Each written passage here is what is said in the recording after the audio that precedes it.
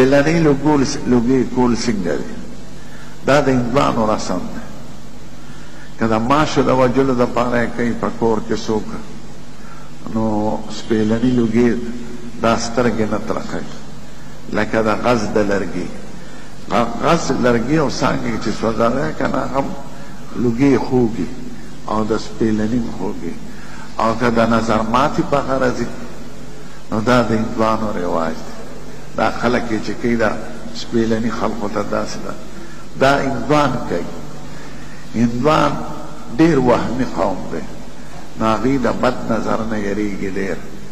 نو سهار وختي دکان کې دې ته هغوی دویي وایي نو لوګي پکې وکړي چې نظر ماتې وشي نو د نظر ماتو په غرض